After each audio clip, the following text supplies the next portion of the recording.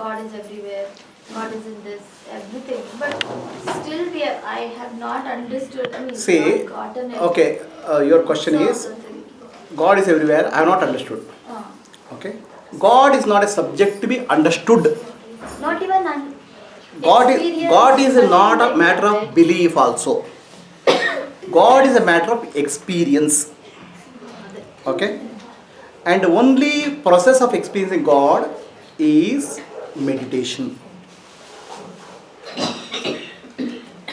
Understand? God is the inner experience. Once you find God in you, you will find God in everybody. You will find God everywhere. If you don't find God in you, you will not find God anywhere. It will be only understanding and belief, but not experience. Okay, let me give you. Come here. So, now what happens to me? Pinch ಮಾಡ್ತಿದ್ರು pinch ಮಾಡಿದ್ರೆ ಏನಾಗುತ್ತೆ? ನಿಮಗೆ ಆಗ್ತಾ ಇದೆ ಕಷ್ಟ. ಏನಾಗುತ್ತೆ? What happens to me? ನಿಮಗೆ ನೋವು ಆಗ್ತಾ ಇದೆ. Why? Because you're experiencing the pain. I am experiencing the pain because of pinching, right? Now, how did you know that? Because I'm able to see. Because you experience the pain when you are pinching. If you are able to see, you will never experience pinching. Are you understanding what I am saying? ಸರಿ. Sit down. ಈ pain ನನಗೆ ಗೊತ್ತಾಗಿದೆ ಈ ತರ ಆಗತ್ತೆ ಅಂತ, so ನಿಮಗೆ ಮಾಡಿದಾಗ ನಿಮ್ಗೆ ಆಗ್ತಿದೆ ಅಂತ ಗೊತ್ತಾಗುತ್ತೆ. Are you understanding what I am saying?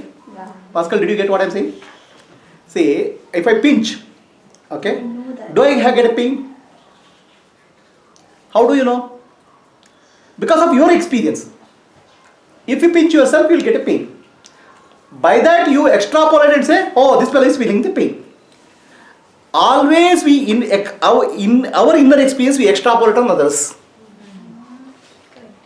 You understand? Suppose your inner experience is not God, how can you find God anywhere? Are you understanding what I am saying?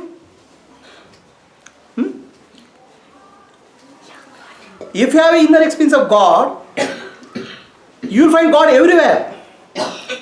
If you don't have inner experience of God, how will you find God anywhere? Because you don't have experience, inner experience. Everything in our life is our inner experience extrapolated on others.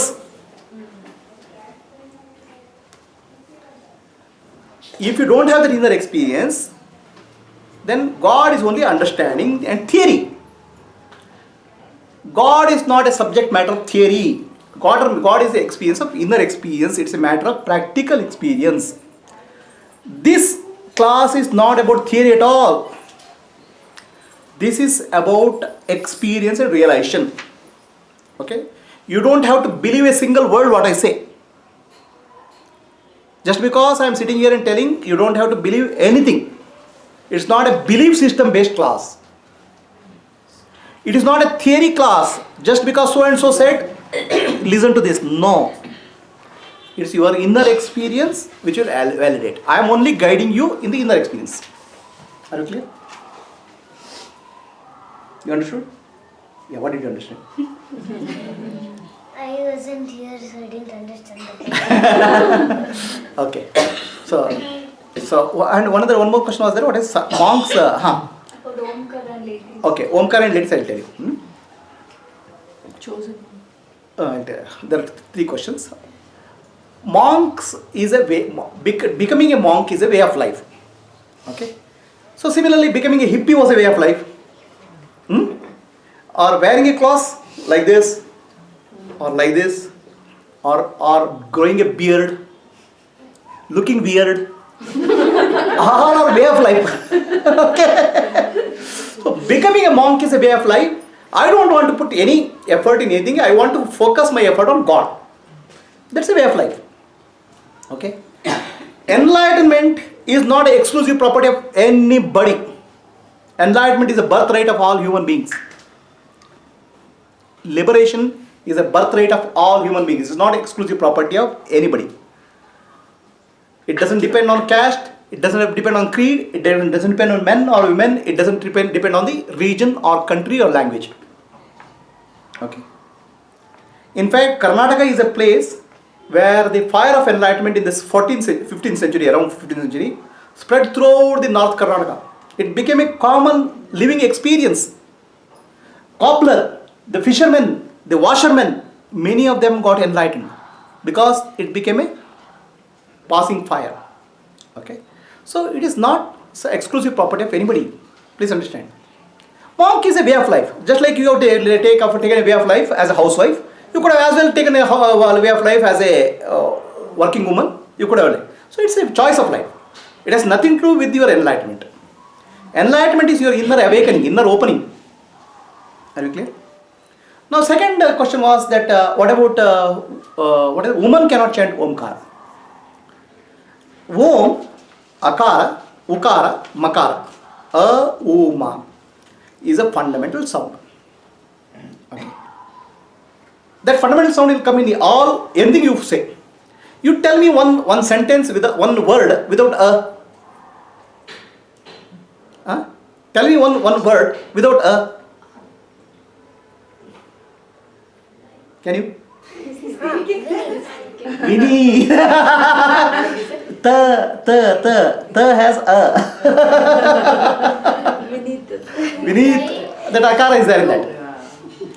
Okay, you cannot pronounce any word without akara, ukara or makara. Makara sometimes there, but akara, ukara are the fundamental sounds. Okay, right now it's sufficient this point. All names and forms have this fundamental sound embedded. Now if you say you can't chant Omkara, then you should not chant some names with akara and ukara also. Understand? See, these are all dogmatic beliefs which have come, people who don't understand spiritual life. Are you clear? So now what is the next question? Are there chosen one? Now what is the question of chosen one? So that person is chosen one. Okay.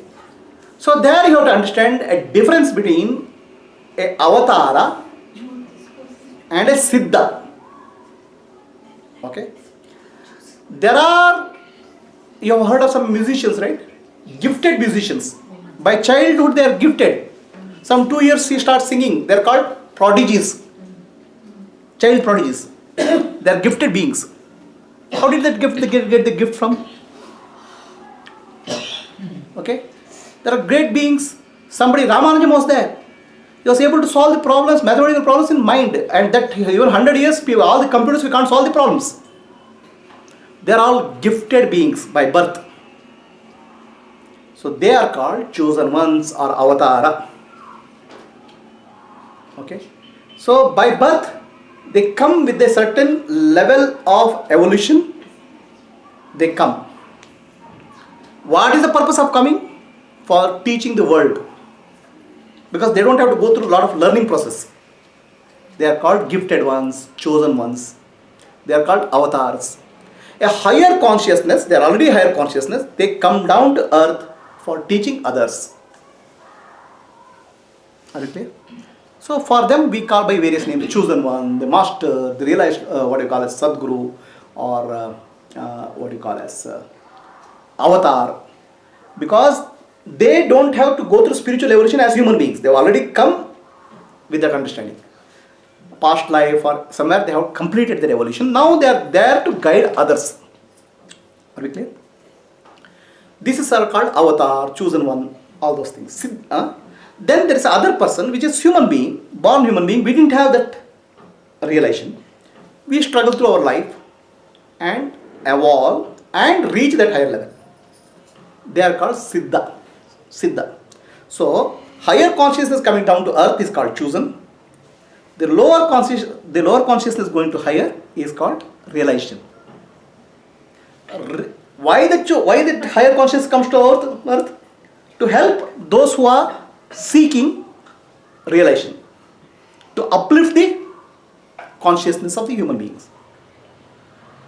Are you clear? Any questions? Are you clear? Okay. Any other questions pending? We'll go. Okay. Just pause this and start.